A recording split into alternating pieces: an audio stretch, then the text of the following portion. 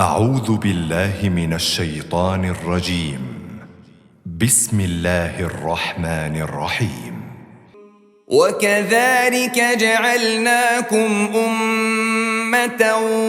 وسطا لتكونوا شهداء على الناس ويكون الرسول عليكم شهيدا وما جعلنا القبلة التي كنت عليها إلا لنعلم من يتبع الرسول ممن ينقلب على عقبيه وإن كانت لكبيرة إلا على الذين هدى الله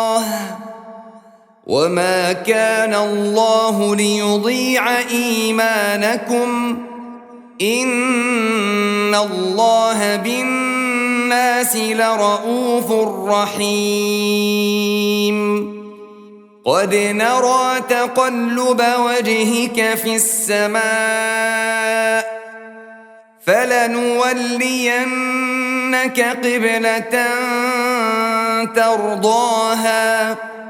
فول وجهك شطر المسجد الحرام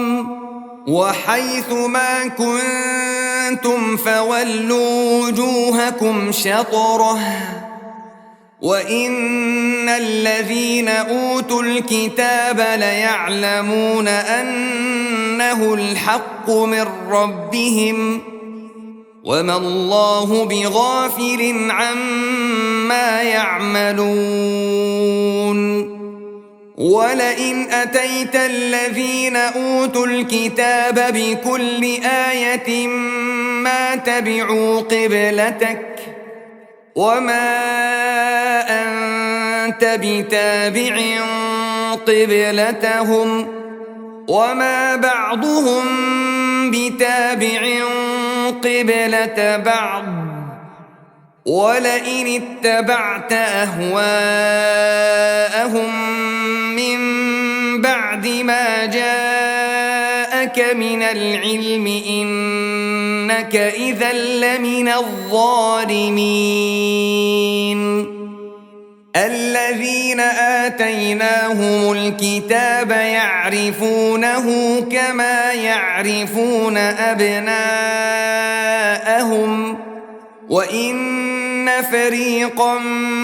منهم ليكتمون الحق وهم يعلمون الحق من ربك فلا تكونن من الممترين ولكل وجهة هو موليها فاستبقوا الخيرات أينما تكونوا يأت بكم الله جميعا إن الله على كل شيء قدير ومن حيث خرجت فول وجهك شطر المسجد الحرام وإنه للحق من ربك وما الله بغافل عما تعملون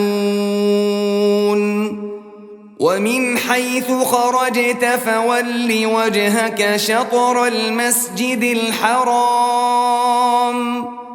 وحيث ما كنتم فولوا وجوهكم شطره لئلا يكون للناس عليكم حجة إلا الذين ظلموا منهم فلا تخشوهم واخشوني ولأتم نعمتي عليكم ولعلكم تهتدون كما أرسلنا فيكم رسولا منكم يتلو عليكم آياتنا ويزكيكم ويعلمكم الكتاب والحكمة ويعلمكم ما لم تكونوا تعلمون فاذكروني أذكركم واشكروا لي ولا تكفرون يا أيها الذين آمنوا استعينوا بالصبر والصلاة إن الله مع الصابرين ولا تقولوا لمن يقتل في سبيل الله أموات بل أحياء ولكن لا تشعرون ولنبلونكم بشيء من الخوف والجوع ونقص من الأموال والأنفس والثمرات وبشر الصابرين الذين إذا أصابتهم مصيبة قالوا إنا لله وإنا إليه راجعون أولئك عليهم صلوات من ربهم ورحمة وأولئك هم المهتدون إن الصفا والمروة من شعائر الله فمن حج البيت أو اعتمر فلا جناح عليه أن يطوف بهما ومن تطوع خيرا فإن الله شاكر عليم إن الذين يكتمون ما أنزلنا من البينات والهدى من بعد ما بيناه للناس في الكتاب أولئك يلعنهم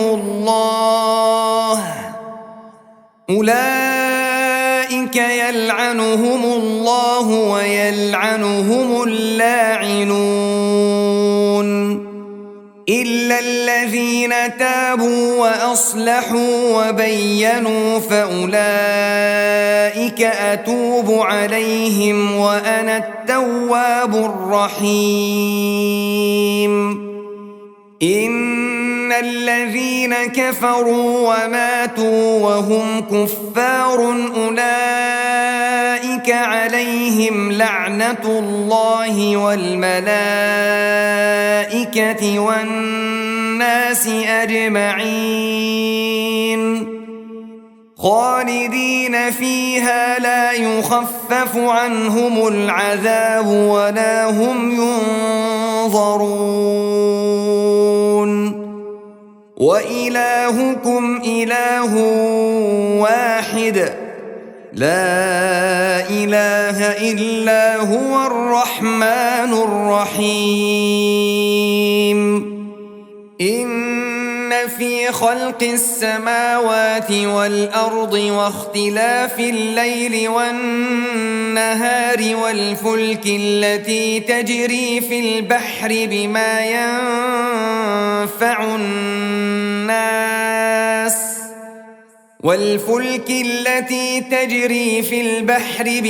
ينفع الناس وما أنزل الله من السماء من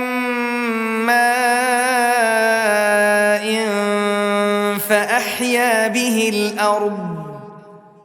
فأحيا به الأرض بعد موتها وبث فيها من كل دابة